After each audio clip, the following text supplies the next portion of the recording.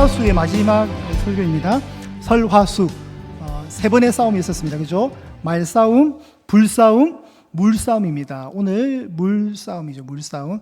자, 어떤 물싸움입니까? 지금 이스라엘 땅이 3년 반 동안 가뭄에 있습니다. 흉년. 우리는 3년 반 동안 흉년을 경험해 본 적이 없습니다. 그죠? 1994년이 제가 고3 때인데요. 그때 역대급으로 더웠습니다. 지금은 이제 그런 날들이 많아요, 사실. 그때 독일하고 한국이 월드컵 때, 미국 월드컵 때 예선전이 있었거든요. 그때 3대0인가 지고 있다가 3대1, 3대2 되다가 제가 학교 가는 버스 안에서 제발 좀 이겨라고 막 했는데 못 이기더라고요. 근데 그때 너무 더워가지고 독일 선수들이 그때 영상 보면 그래요. 너무 더웠었어요. 그때 한국에도 엄청 더웠었어요. 그 한국의 엄청 더위 속에 나왔던 아이스크림이 메로나 아이스크림이었어요. 그때 당시. 그때부터 나왔어요. 메로나 아이스크림. 너무 더웠었어요. 정말 그때는 수련회 갔을 때도 저희가 그때 산청에 갔었거든요. 산청에. 수련회 갔을 때 너무 더워. 진짜 저수지가 말라가지고요. 저수지가 금이 쫙쫙 가고. 전 덥다 그러면 그 생각밖에 안 나거든요. 그런 가뭄이 3년간 있었으면 국가가 초토화되는 거예요, 여러분. 우리는 그냥 성경에 나오니까 그렇게 하지만. 그러니 이제 서로 탓을 하게 되겠죠. 엘리야가 하나님의 명령을 받고 비가 오지 않을 것이다 그러니까 아합 입장에서는 저놈 때문에 우리나라가 지금 3년간 고통당하고 있다 생각하고 있고, 이제 엘리야를 3년간 추적합니다. 전국에 수배 명령을 내는데 하나님이 보호하셨기 때문에 잡히지가 않았어요. 그리고 이제 스스로 아합 앞에 엘리야가 섭니다. 그리고 서로 탓하죠. 너 때문에 나라가 이 꼴 됐다니까. 엘리야가 뭐랍니까? 당신이 바알을 섬겨서 이 모양이 됐다. 서로 탓하는 거죠. 그게 말싸움이었습니다. 그리고 이제 엘리야가 싸움을 이제 제안합니다. 갈멜산으로 한번 붙어보자. 누가 참 신이냐 싸워보자는 거죠. 그래서 지난주가 불싸움의 문제였습니다. 여러분, 바알이라는 신이 세 가지를 갖고 있어요. 번개와 천둥과 폭풍우의 신이에요. 좋은 건 다 갖고 있어요. 불도 내릴 줄 알고 비도 줄 줄 아는 신이었어요. 그런데 아이러니하게도 우상은 아무런 힘이 없다는 것을 그 이름에 맞지 않게 전혀 반대로 가고 있죠. 비의 신이 비를 3년간 못 내리고 있었던 거예요. 자, 하나님이 엘리야를 통해서 이제 이 싸움을 걸으신 거죠. 누가 참 신이냐? 진짜 여호와 앞에 서라 이거죠. 백성들은 눈치 보면서 머뭇거렸습니다. 왜 그렇죠? 그들은 두 개의 신을 섬긴 거예요. 하나님도 섬기고 뭐죠? 바알도 섬기고. 하나님을 절대 내려놓지 못해요. 하나님도 필요해요. 그러나 바알도 필요한 거예요. 제가 계속 얘기하지만 우상숭배는 하나님을 어디다가요? 저 끝자리다가 두는 게 아니라 그랬죠. 하나님의 바로 옆에. 하나님도 필요해요. 버리지 못해요. 좋은 게 좋은 거라고 필요할 때는 둘 중에 누가 하나는 들어주겠지, 이런 심정인 거예요. 아주 그게 하나님을 더 자존심 상하게 하는 거예요. 하나님이 가진 어떤 성품적 그게 있다면 만약에 정말 하나님 자존심 상하고 이 택도 안 되는 바알 옆에 나란하게 두고 있는 거예요. 사실 급이 돼야 견줄만 한데 이건 급도 안 되는 바알을, 인간이 만든 종교를 비를 준다고 해서 풍요롭게 한다고 해서 섬기고 있는 꼴이었던 거예요. 자, 지난주에 싸움의 결말을 우리가 봤습니다. 어떻게 되었습니까? 하나님이 이기셨어요. 그죠? 하나님이 이기셨습니다. 불싸움에서 번개의 신이었던 바알은 불을 내리지 못했고 그 대가로 450명의 바알 선지자가 죽게 되었습니다. 오늘 본문이 몇 절부터 시작됩니까? 41절부터 시작되지만 우리가 이제 지난주의 결말을 먼저 보셨으면 좋겠습니다. 40절, 열왕기상 18장 40절을 보시면 이렇게 되어 있습니다. 한번 볼게요. 엘리야가 그들에게 이르되 바알의 선지자를 잡되 그들 중 하나도 도망하지 못하게 하라 하매 곧 잡은지라. 엘리야가 그들을 기손 시내로 내려다가 거기서 죽이니라. 자, 어디로 가서 죽였다고요? 기손강, 기손 시내. 이걸 기억하셔야 돼요. 여러분, 450명을 사람이 죽인다고 생각을 해보세요. 이게 너무 비참한 상황이죠. 우리 조선시대 때 이게 죄수자들 사형할 때 참수형 시킬 때 막 춤추고 돌면서 칼에 물도 뿌리고, 근데 그 물이 술이잖아요, 보통. 맨정신에는 사람을 못 죽일 것 같으니까 술을 마셔가지고 약간 좀 알따리하게 만들어가지고 이게 하는 거예요. 사람을 죽이는 건 절대 낭만적이지 않습니다. 그런데 몇 명을 죽여야 돼요? 450명을 죽여야 돼요. 꽤 시간이 450명을 죽이려면 시간도 많이 걸렸을 거예요, 아마. 오후 3시쯤에 하나님이 응답하셨고 시간들이 흘러서 아마 저녁 무렵 그쯤 될까요? 하여튼 이런 상황 속에, 시간적 배경 속에 있습니다, 지금. 그리고 이제 그 모든 걸 다 지켜봤던 아합이 엘리야를 어떻게 해코지하지 못하는 것 같아요. 어쨌든 싸움에서 졌으니까. 엘리야를 막 죽이지도 못하고 그냥 이렇게 있는 거예요.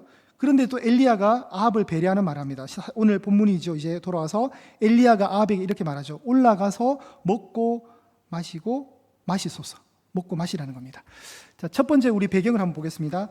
포항 앞바다에 툭 튀어났던 것과 이게 데칼코마니 식으로 이스라엘 땅에도 저런 게 있어요. 푹 튀어나온 부분이 이제 갈멜산이 있는 지역이에요. 그리고 저 파란색 저 바다가 문명의 아주 그 국가들을 이루는 지중해, 이탈리아도 있고 그리스도 있고 북부 아프리카도 있고 터키도 끼고 있는 그 낭만의 섬. 여러분 크루즈 여행 갔다 오셨어요? 네, 모르겠어요. 저는 하여튼 가면 저런 지중해 바다 이렇게 그 바다가 이제 저 끼고 있는 거예요. 저 산.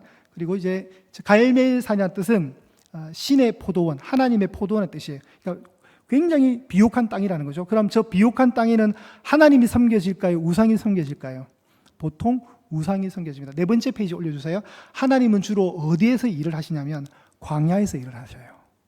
광야에서 백성들을 먹이셔요. 이게 하나님의 스타일이세요. 반대로 풍요로운 땅은 척박한 땅과 견주는 풍요로운 땅은 주로 우상 문화가 많아요. 주로. 그럴 수밖에 없어요. 저런 광야에 무슨 우상이 섬기겠어요? 저는 아무것도 없는데. 근데 저곳에서는 하나님이 일하시는 거예요. 그래서 여러분 우리 인생은 풍요로움보다 광야 시간이 더 많습니다. 사실 잘 보시면. 그래서 그 광야 시간에서 얻는 게 뭐죠? 하나님과의 동행을 얻는 거예요. 부유해지면 어떻게 될까요? 여러분의 삶이 신들의 포도원이라 불리는 저는 갈멜산 인생이 되면 하나님 찾지 않습니다. 내가 너무 배부르거든요. 갈급함이 없어요. 가난함이 없어요. 그러니 뭘 추구할까요? 하나님 버리는 거죠. 두 번째 올려줄게요. 저 갈멜산의 지형을 보면, 자 보시면 엔터 치세요. 자 저기 붉은색이 기손강이 기손 시내 있었죠. 그리고 이스라엘 평원이 되는데 저 갈멜산에서 아래로 내다보면 그 다음 페이지 굉장히 풍요로운 저런 이스라엘 평원이 보이는 거예요. 그러니까 예루살렘이 있는 저 남쪽에는 광야가 많다면 이 갈릴리 쪽을 끼고 있는 북쪽은 풍요로운 땅이에요. 그러니까 바알의 본산이 어디예요? 이제 갈멜산이 될 수 있는 거죠. 그러니까 그 바알의 본산에서 선지자들이 죽었던 거예요. 왜냐하면 전쟁에서 패했으니까, 불싸움에서 졌으니까. 하나님이 저 450명을 죽게 만드신 거예요. 자, 기손까지 내려갔습니다. 기손강 다시 한번 올려줄까요? 기손강은 갈멜산에서 내려와야 되는 겁니다. 갈멜산에서 내려오면 기손강이 있습니다. 있죠? 그러니 오늘 본문을 보실게요. 다시. 자, 아합에게 엘리야가 뭘 하죠? 올라가서 먹고 마시라는 거예요. 왜 올라가야 돼요? 내려왔으니까 올라가는 거예요. 이제 이게 지형의 동선이에요. 엘리야가 이때 엘리야 혼자만 뭘 듣냐면 큰 비 소리를 듣게 돼요. 여러분 몇 년간 비가 안 왔다고요? 3년 반 동안. 지금 가뭄의 상태인데 아무도 못 듣지만 엘리야만 혼자 들었던 것 같아요. 혼자 큰 비 소리가 있음을 아합에게 계시하듯이 툭 말을 던져요. 자, 아합은 이제 올라와서 먹고 마십니다. 왜 먹고 마셔야 됩니까? 정황상 보면 아침부터 아무것도 못 먹었어요. 그죠? 바알 선지자 450 막 춤추면서 막 구판을 벌이고 있으니까 가만히 지켜봤던 거죠. 되게 지루했을 거예요. 그러니 배가 고팠을 겁니다. 그러니까 올라가서 먹고 마셨겠죠? 엘리야도 이제 갈멜산 꼭대기로 정상으로 올라갑니다. 42절에 보시면 올라가서 땅에 무릎을 꿇고 하나님 앞에 엎드립니다. 그리고 특이한 자세가 뭐냐면 그의 얼굴을 어디에 넣어요? 무릎 사이에 넣습니다. 제가 어제 해보니까 저는 안 됐습니다. 저게 무릎 사이에 얼굴이 들어가려면 많이 야위셔야 됩니다. 여러분 저처럼 뚱뚱해지면 이게 힘들어요. 이게. 그리고 저처럼 근육이 경직되어 있으면 저게 불가능한 자세입니다.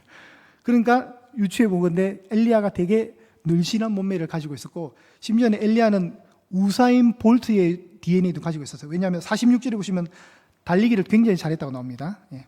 자, 엘리야가 하나님 앞에 얼굴을 무릎 사이에 넣고 기도를 합니다. 이 자세가 어떤 자세입니까? 굉장히 겸손하고 간절하고 집중되는 자세죠. 이게 뭔가 이게 애다른 게 있는 거예요. 자, 열왕기상 18장 1절을 보실게요. 우리 오늘 본문에서 앞에 가시면 하나님이 엘리야에게 분명히 말씀하셨어요. 많은 날이 지나고 제3년에 여호와의 말씀이 엘리야에게 임하여 이르시되 3년째 너는 가서 아합에게 보이라. 내가 비를 지면에 내리리라. 하나님이 이제 비 준비하시는 거예요. 하나님이 비 준비하시는 걸 엘리야에게 알렸어요. 엘리야는 이제 비 올 거를 알고 있어요, 이미. 왜냐하면 이제 큰 비 소리를 이미 들었어요. 자기 혼자만. 큰 비의 소리를 들어서 폭풍과 훅 하는 구름이 일어나고 막 이 천기의 어떤 기상의 이변 같은 그 독특한 큰 비의 소리, 비를 가지고 오는 구름의 소리를 들었던 것 같아요. 그러니 기도를 합니다. 그럼 사실 이때 우리가 생각할 수 있는 것은 하나님이 약속하셨고 분명히 계시하셨다면 비는 올 겁니다. 그죠? 온다면 굳이 엘리야는 기도를 안 해도 돼요. 맞아요, 맞아요, 여러분. 맞다고 해주세요. 그래야 다음 얘기가 진행될 수 있어요. 맞죠, 여러분? 근데 엘리야는 기도한단 말이에요. 왜 기도할까요? 이거를 유추할 수 있는 본문이 하나 있는데 에스겔서 36장 37절입니다. 올려주세요. 하나님이 에스겔 선지자에게 이런 말씀을 하시는데 요 정황이 이렇습니다. 내가 무너진 곳을 건축하고 황폐한 자리에 심을 것이다. 나 여호와가 말하였으니 이룰 것이다. 이게 이제 앞절인 36절이에요. 하나님 뭔가를 이루신대요. 무너진 곳을 보수하시고 황폐한 곳을 다시금 일으키신대요. 하나님의 약속이에요. 37절입니다. 주 여호와께서 이같이 말씀하셨느니라. 합독해 볼게요. 시작. 그래도 이스라엘 족속이 이같이 자기들에게 이루어 주기를 내게 구하여야 할지니라. 여기까지 읽겠습니다. 이게 하나님 마음이에요, 여러분. 하나님은 분명히 당신의 뜻을 밝히셔서, 하나님의 뜻을 밝히셔서 내가 이룰 것이야. 그럼 이루어져요. 그러면 가만히 있으면 돼요. 하나님이 하실 거니까. 그렇지만 하나님은 뭘 요구하시냐면 그렇다 할지라도 너희들은 기도해라는 거예요. 이루어지기를 기도해라는 거예요. 여러분, 예한교회에 소망이 있습니까? 없습니까? 있다고 해주세요, 제발. 있습니까? 없습니까? 있기 때문에 여러분이 기도 안 하실 거예요? 우리 교회는 소망 있어. 누르라 놓을 거예요? 그래도 기도해라. 왜 기도할까요? 기도는 하나님과의 교제예요. 다른 거 없어요, 여러분. 기도는 하나님과의 교제예요. 하나님은 여러분이 기도하는 걸 너무나도 원하세요. 왜냐하면 하나님은 당신의 자녀들이 하나님께 뭔가 요청하는 걸 되게 좋아하신다니까요. 저희 어머니가 그러시더라고요. 그 가난한 살림에 그래 부유하지도 않았던 우리 가정에 그래도 자식들이 뭘 사달라 할 때 돈은 없었지만 사줬을 때 기쁨이 좋았대요. 지금은 자식들이 우리 어머니한테 저희 누나나 저랑 사달라는 얘기를 안 해요. 저희 어머니한테. 저희가 사드리지. 어머니는 그게 좋았던 거예요. 그게 여러분 부모의 마음이에요. 하나님도 여러분에게 그걸 요구하시는 거예요. 하나님이 이루실 것을 믿지만 그래도 그러다 기도해. 그럼 내가 들을게. 그 기도를 통해서 여러분이 하나님을 붙드는 거잖아요. 하나님 하실 거예요. 나는 괜찮아. 방관자로 있지 말라는 거예요. 이게 아버지의 마음입니다. 우리 말씀을 하나 볼게요. 전도서 7장 14절입니다. 전도서 7장 14절에 이렇게 되어 있습니다. 형통한 날에는 뭐예요? 기뻐하고 공고한 날에는 되돌아보아라. 옛날 성경에는 생각하라 그랬어요. 공고한 날에는 되돌아보아라. 이 두 가지를 하나님이 병행하사 사람이 그의 장래의 일을 능히 헤아려 알지 못하게 하셨다. 그래서 여러분 함부로 미래의 예언을 하면 돼요, 안 돼요? 안 되는 거예요. 그건 하나님의 주권에 있는 거예요. 하나님이 이 형통함과 공고한 날을 통해서 사람을 좌지우지하시는 거예요. 이걸 하나님이 우리 삶 속에 병행하세요. 그래서 미래를 예측하기 못하게 하는 거예요. 자, 전도서 하나 더 찾겠습니다. 3장 11절에 제가 읽겠습니다. 하나님이 모든 것을 지으시되 때를 따라 아름답게 하셨고 또 사람들에게는 영혼을 사모하는 마음을 주셨느니라. 그러나 하나님이 하시는 일의 시종을, 처음과 마침을 사람으로 측량할 수 없도록 했다. 여러분, 그래서 우리가 함부로 뭐가 될 거다 예측하고 예언받았다 이런 말 하면 안 돼요, 여러분. 성경이 말하는 예언은 설교예요, 설교. 여러분 아시겠죠? 기록되어 있는 이 하나님의 말씀을 선포하고 나누는 게 예언이에요. 맡겨진 말씀, 그게 예언이지. 정장로님 내일 동쪽으로 가지 마세요 이런 거 하면 안 돼요, 여러분. 서장로님 내일 그 정형외과 아닙니다, 지금 허리 불편하신데 그 병원 가시면 안 돼요, 이런 거 예언하는 게 아니에요, 여러분. 그거는 굉장히 위험한 거예요. 그러니까 누가 여러분들 와가지고 하나님 음성 들었다. 담임 목사도 하나님 음성 못 듣는데 왜 들었다 하는지 모르겠지만 내 하나님 음성 들었는데 너 그래 살면 안 된대. 그런 거 얘기하면 저한테 신고하세요, 여러분. 그런 거 위험한 거예요. 뭐 하나님이 뭐 마음을 주셨다. 마음 줄 수는 있는데 그 마음을 자기 주관을 가지고 자꾸 사람들에게 객관화시키시면 안 되는 거예요. 그러면 굉장히 영성 있는 것처럼 보이지만 담임 목사님 저도 없어요, 여러분. 저도 하나님 말씀 한 번도 들은 적 없다니까요. 그래도 목사 하잖아요. 그럼 제가 능력이 없다고 말하면 안 돼요, 여러분. 그래도. 여러분, 그런 건 굉장히 위험한 거예요, 여러분. 제발 그런 거에서 자유하세요. 네. 자유하시고, 기록되지 말씀만으로 충분합니다. 그래서 우리 한번 외쳐볼게요. 예수님만으로 충분합니다. 그렇게 사셔야 돼요. 뭐 자꾸만 신령한 사람이 왔다는 둥 속으시면 안 돼요, 여러분. 그런 거 정말 지금 유튜브에 그런 게 너무 많거든요. 하나님은 우리가 미래를 예측하지 못하도록 막으셨어요. 그건 하나님의 절대적인 손길인 거예요. 자, 비가 올 것이라 알지만 엘리야는 그래도 하나님 앞에 기도하는 거예요. 알지만. 왜 기도하는 거예요? 이 기도의 모습을 우리에게 교훈하는 거예요, 여러분. 43절, 그의 사환에게 이르되 올라가서 바다 쪽을 보라는 거예요. 여러분, 무슨 바다가 보여요? 아까 있었잖아요. 지금 크루즈가 다니는 지중해. 딱 산이 그 위치에 있잖아요. 그죠? 올라가서 보라는 거예요. 부활을 시켰습니다. 그가 올라가서 보니까 뭐라 하냐면, 이게 힘들어요. 뭐라 합니까? 아무것도 없나이다. 여러분, 여기서 우리가 기도할 때 때로는 절망하는 타이밍이에요. 이때쯤 되면 우와! 큰 구름이 오고 있습니다! 라고 해야 되는데 탁 사환이 올라가서 아무것도 없는데요 라고 된 거예요. 실망이죠. 여러분, 기도는 딱 두 가지 패턴인 것 같아요. 여러분이 기도하시잖아요. 하나님도 급하셔. 그래서 즉시 응답할 때가 있어요. 그게 언제입니까? 지난주 불싸움에서 있었잖아요. 바알 선지자들의 이름을 불렀지만 아침부터 정오를 지나 오후 3시까지 아무런 소리가 없었잖아요. 하나님이 이제 엘리야를 통해서 기도하게 하잖아요. 여호와여 응답하소서, 내게 응답하소서 할 때 하나님이 어떻게 합니까? 자, 우리 38절 읽을게요. 18장 38절 보세요. 18장 38절. 이에 여호와의 불이 내려서 하나님이 어떻게 하신 거예요? 즉각 응답하셨단 말이에요. 즉각. 그러니까 하나님이 여러분의 기도를 두 가지 패턴으로 들으시는 거예요. 즉각 응답해 주실 때가 있어요. 그렇게 되면 저희들은 너무 좋죠.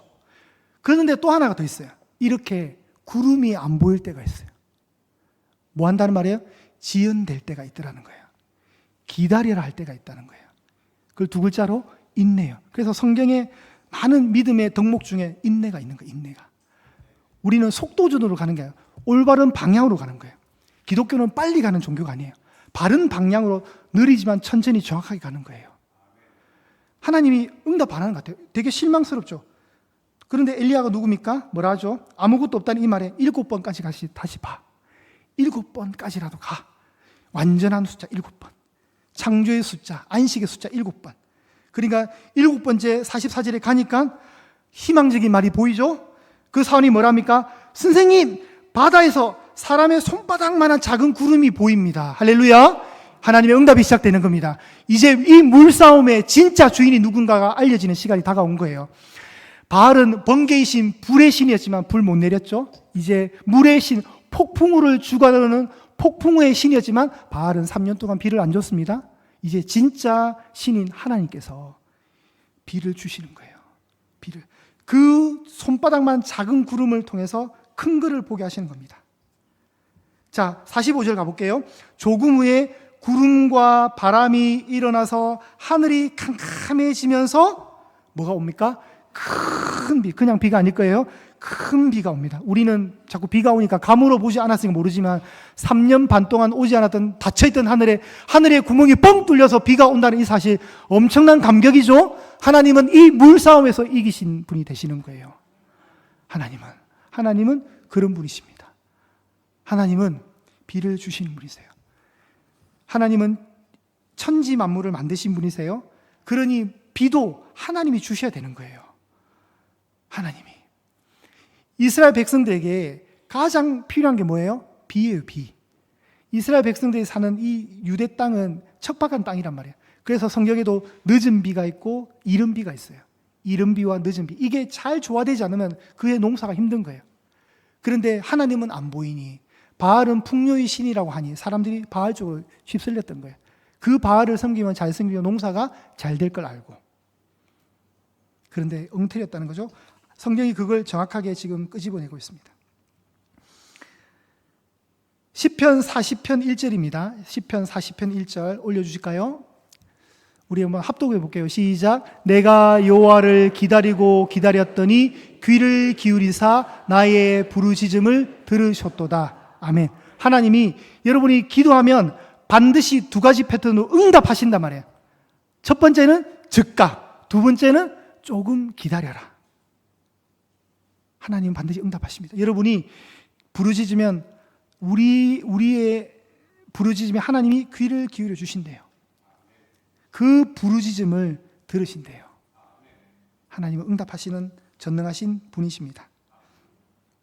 그런데 보면 아합과 엘리야가 지금 이 좀 상황을 보면 서로 죽이지 못해서 불편한 사이는 아닌 것 같아요. 되게 배려가 있어요. 보면 올라가서 먹으라 그러지. 그리고 또 하나가 뭐냐면 44절에 이런 말이 있습니다. 손바닥만한 작은 구름이 일어난다 그러면서 아합에게 뭐를 얘기해 주냐면 비에 막히지 아니하도록 마차를 갖추고 내려가소서라고 말합니다. 이거 지금 엘리야가 굳이 안 해도 되는데 얘기해 주고 있어요. 왜 비가 막히면 마차가 못 내려가니까 이걸 얘기해 주냐면 여기 장소가 기손강이거든요, 여러분. 기손강이 어떤 강이냐면 사사기 4장 15절 올려주실까요? 이스라엘 사사시대 때 가나안의 왕이었던 야빈이라는 왕이 와서 철병거 900대를 가지고 와요. 당시에 이스라엘은 청동기 문화였거든요. 철마차를 900대나 가지고 왔어요. 싸움이 돼야 안 돼요. 안 되는 싸움을 하는 거예요. 가나안 땅 야빈이 900대를 갖고 왔는데 그때 국방부 장관이 시스라는 사람이었어요. 이 시스라가 지금 이제 도망가는 장면입니다. 여호와께서 바락 앞에서 시스라와 그의 모든 병거와 그의 온 군대를 칼날로 혼란에 빠지게 하심에 시스라가 병거에서 내려 걸어서 도망간지라. 여러분, 마차 철병거를 끌고 왔던 시스라가 왜 그 병거에서 내려서 다리로 도망갑니까? 왜 그래요? 이 기손 강물이 범람했기 때문에 그런 거예요. 땅이 질퍽질퍽했던 거예요. 자, 사사기 5장 4절에 보시면 하나님이 그 전쟁 상황 속에 뭘 주셨냐면 하늘이 물을 내리고 구름도 물을 내렸다고 성경이 기록하거든요. 하나님이 철병거를 무기력하게 만들기 위해서 어떻게 했다고요? 비를 쏟으셨어.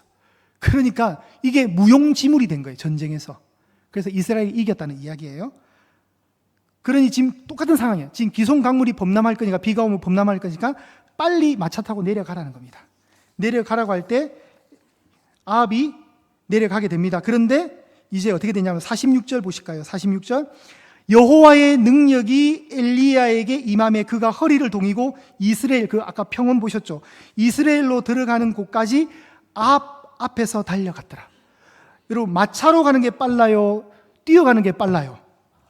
마차로 가는 게 빠르겠죠? 근데 지금 엘리야가 더 빨리 달리고 있더라는 거예요. 이유가 있어요. 왜일까요? 성경에 나오죠? 이유가 있어요. 여호와의 능력이 이유예요. 할렐루야. 자, 우리가 오늘 기도에 관해서 배웁니다. 이 물싸움 속에 지난주 불싸움도 기도지만 오늘도 기도잖아요. 엘리야를 생각하면 이스라엘 백성들이 모세와 엘리야를 최고의 선지자로 생각하거든요, 정말. 그래서 예수님도 변화산 갔을 때 그 두 사람이 신약에 보면 등장하잖아요. 엘리야는 정말 범접하기 쉽지 않은 위대한 인물이에요. 근데 야고보서 기자는 엘리야를 어떻게 생각하냐면 5장 17절입니다. 우리 마지막 한번 보실게요. 엘리야는 우리와 성정이 같은 사람이로되. 요 성정이 뭐냐면 사람이 가지고 있는 성질과 마음씨를 얘기하는 거거든요. 그러니까 엘리야도 우리랑 뭐예요? 똑같다는 거예요. 여러분, 그래서 엘리야를 보면서 아, 부럽다. 나는 저 정도는 못해가 아니에요. 왜냐하면 엘리야를 엘리야처럼 만든 것은 하나님의 능력인 거예요. 하나님의 능력이 임하니까 위로부터 공급되는 그 능력 주심이 있으니까 엘리야가 엘리야 사역을 했던 거예요. 그렇다면 우리도 동일할 수 있어요. 그래서 우리가 능력을 받아야 되는 거예요.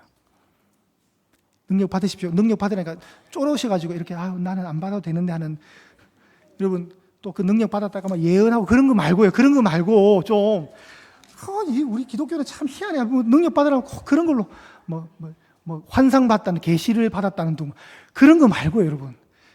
자, 뭐라고요? 우리는 예수님만으로 충분합니다. 아시겠죠? 성경만으로 충분합니다. 제발 좀 딴 거 갖고 오지 마. 여러분이 환상 안 봐도 성경에 이미 환상이 충분하게 있어요. 더 받지 마세요. 안 받아도 돼. 안 받아도 돼. 뭐 예언, 여기에 예언 다 기록되어 있어요. 예언이 충분하거든요. 그러니까 담임 목사도 안 받는 예언 받았다고 와가지고 막 얘기하지 마세요. 제발. 건강하게 삽시다. 우리 영적으로. 요때 말한 여호와의 능력은 뭘까요? 어쨌든 하나님을 붙드는 간절함이잖아요. 그런 능력, 하나님 포기하지 말고 하나님 손 꼭 붙잡고 그분과 동행하기를 선하게 고집하는 그 신앙, 그런 걸 얘기하는 거예요. 그런 능력이 임하면 우리에게도 물싸움에서 이길 수 있는 힘이 나오는 거예요, 여러분. 하나님이 우리에게 이런 능력을 주셨고 그 능력을 지속적으로 펼쳐가십니다. 자, 이제 결론 내겠습니다. 자, 오늘 이 모든 상황 속에 하나님이 보여주시고자 하는 진의는 뭘까요? 진의. 진짜 의도는 뭘까요? 하나님이 누구냐? 하나님이 어떤 분이시냐를 아합에게도 보여주시고 지금 바알에게 빠져가지고 정신 못 차리는 이스라엘 백성들에게 보여주는 거예요. 진짜 신이 누구냐? 불싸움에서도 하나님이 이기셨죠? 물싸움에도 하나님이 이기셨어요. 하나님은 그런 분이시라는 거예요. 그러니 헛된 우상 바알 섬기면서 네 인생 바치지 말라는 거예요. 네가 집중해야 될 한 분은 여호와 하나님이시다. 그걸 성경이 지금 알려주는 겁니다. 여러분 그렇게 살아갈 수 있기를 축복합니다. 우리를 광야에서 훈련시키시고 부유한 포도원에서 우리 인생을 다루시는 분이 아니라 광야에서 우리 인생을 다스리시면서 광야에 뭐 볼 게 있어요? 위밖에 없거든요, 여러분. 광야에 뭐가 있어요? 광야에 무슨 낭만이 있어요? 우리 인생을 인생종합대학 고생학과라 그래요, 여러분. 그런 말 들어보셨어요? 인생종합대학 고생학과. 광야에서 일하시는 하나님 만나는 거예요. 때로는 하나님 나 광야 정말 싫고 나도 좀 부유한 데 살게 해주시죠. 제가 말씀드렸지만 여러분이 부유함 속에 살면 어떻게 된다고요? 하나님 안 찾아요. 하나님 찾지 않습니다. 그래서 하나님이 형통한 날과 공고한 날, 갈멜 산과 같은 신들의 포도원과 광야, 공고한 날, 그 두 가지를 교묘하게 병행하시는 거예요, 우리 인생에. 때로는 갈멜산도 주시고 때로는 광야도 주시면서 미래를 예측하지 못하게 하시는 거예요. 미래를 예측하지 못하니까 누구를 의지하는 거예요? 미래의 주권자인 하나님 보게 하는 거잖아요. 할렐루야. 그거예요, 그거 여러분. 그래서 너무 미래를 알라고도 하지 마세요. 여러분의 최종적 미래는 어디입니까? 하나님 나라잖아요. 그럼 됐죠, 뭐. 그죠? 그러니 잠깐 앞에 있는 미래 궁금해하지 마세요. 저도 사실 미래가 궁금하다니까요. 우리 재수하고 있는 아들 내년에 대학 갈지 안 갈지 저도 궁금하단 말이에요.